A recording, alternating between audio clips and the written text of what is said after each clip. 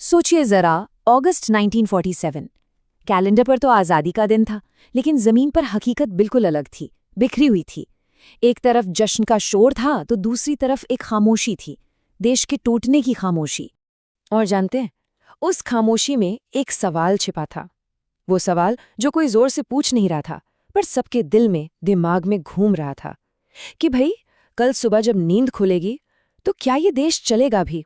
ये एक नए राष्ट्र के पहले दिन की सबसे बड़ी, सबसे डरावनी अनिश्चितता थी। तो चलिए जरा समझते हैं कि हालात थे क्या। सोचिए, खजाना खाली, सरकार चलाने का तजुर्बा जीरो, और वक्त वो तो था ही नहीं। मतलब सब कुछ, डाक, रेलवे, अनाज की सप्लाई, सब कुछ पूरी तरह से टूट चुका था। ये एक ऐसी शुरुआत थी जो लगभग नामुमकिन लग रही थी। तो ऐसे में पहला कदम क्या था? कोई बड़े बड़े राजनीतिक भाषण नहीं, हल बहुत बहुत प्रैक्टिकल था। बस उन बेसिक चीजों को दोबारा चालू करना जो एक बिखरे हुए समाज को फिर से जोड़ सकती थी। और यही पे एक बहुत दिलचस्प चीज हुई। देखिए, अंग्रेजों के लिए रेल का मतलब था पैसा, मुनाफा, बस। लेकिन आजाद भारत के लिए ये लोगों को जोड़ने का एक जरिया बन गई। सोच बड़ी सीधी थी कि ये पटरियां सिर्फ शहरों को नहीं, लोगों के दिलों को जोड़ेंगी। और अगर लोग जुड़ गए तो देश तो अपने आप जुड़ जाएगा।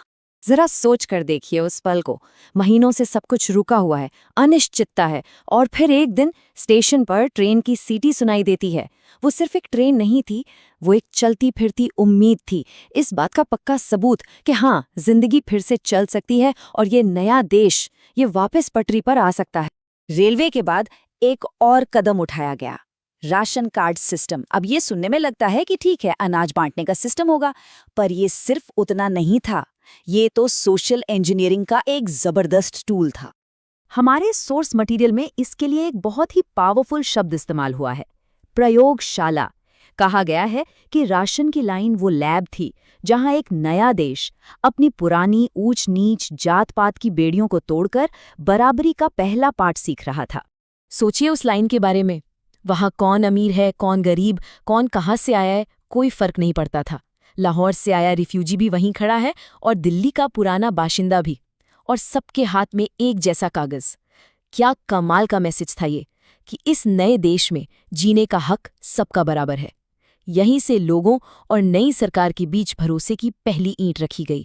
तो ये सारे कदम सिर्फ आज की समस्याओं को सुलझाने के लिए नहीं थे, ये तो भविष्य की नींव रख रहे थे। और शायद सबसे बड़ा, सबसे हिम्मत वाला फैसला था सबको वोट देने का हक देना। ये कोई मामूली पॉलिसी नहीं थी, ये तो एक बहुत बड़ा दांव था। क्यों था ये एक दांव? जरा सोचिए। देश में ज्यादातर लोग गरीब थे, पढ़े लिखे नहीं थे। दुनिया कह रही थी कि ये पागलपन है, लेकिन इसके पीछे एक बहुत गहरा विश्वास था। विश्वास ये कि किसी भी देश की बुनियाद उसके अपने लोगों पर भरोसे के अलावा और कुछ हो ही नहीं सकती। इसका लॉजिक बहुत सीधा और सिंपल था कि सिस्टम को पहले लोगों पर भरोसा दिखाना होगा, फिर लोग पलटकर सिस्टम पर भरोसा करेंगे। ये सिर्फ सरकार बनाने के लिए वोटिंग नहीं थी, ये तो एक तरह से पूरे देश की ट्रेनिंग थी कि हम सब मिलकर फैसले कैसे लेंगे। चलिए अब बात करते हैं कुछ लॉन्ग टर्म, दूर की सोच वाले समाधानों की, वो चीजें जो एक मॉडर्न, आत्मनिर्भर भारत बनाने के लिए थीं। और तब एक बहुत मशहूर शब्द सामने आया, आधुनिक भारत के मंदिर। ये शब्द इस्तेमाल किया गया बड़े बड़े डैम्स, फैक्ट्रियों और साइंटिफिक इंस्टीट्यूट्स के लिए, जो नए भारत की बुनियाद बनने वाले थे। पर इन्हें मंदिर क्यों कहा गया? क्योंकि ये एक नए विश्वास का प्रतीक थे। पुराना विश्वास था किस्मत पर, भगवान पर। नया विश्वास था विज्ञान पर, सिस्टम्स पर और अपनी मेहनत पर।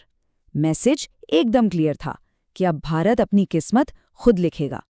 लेकिन ये सब बड़ी बड़ी बातें, ये पॉलिसीज, ये प्रोजेक्ट्स, ये सब अपनी जगह हैं। असल में देश को किसने बनाया? चलिए अब बात करते हैं उन गुमनाम वास्तुकारों की। ये देश असल में बड़े बड़े नेताओं के भाषणों से नहीं चला, इसे चलाया उस किसान ने जिसे नहीं पता था कि बारिश होगी या नहीं, पर उसने बीज बोया। उस टीचर ने जिसने कम तनख्वाह में भी बच्चों को पढ़ाया। उस मजदूर ने, उस माँ बाप ने जिन्होंने सब कुछ दांव पर लगा दिया। उन सबको बड़ी बड़ी बातें नहीं पता थीं। उन्हें बस एक चीज पता थी कि अगर हम जिम्मेदारी नहीं लेंगे तो ये देश नहीं चलेगा। बस यही एक सोच थी जिसने लाखों करोड़ों लोगों को जोड़े रखा और देश को आगे बढ़ाया। तो आखिर में बात बस इतनी सी है, 1947 के बाद जो हमने संभाला वो सिर्फ आज़ादी नहीं थी, हमने एक दूसरे पर भरोसा संभाला, टूटते हुए सिस्टम्स को संभाला और एक साथ मिलकर देखा हुआ सपना संभाला।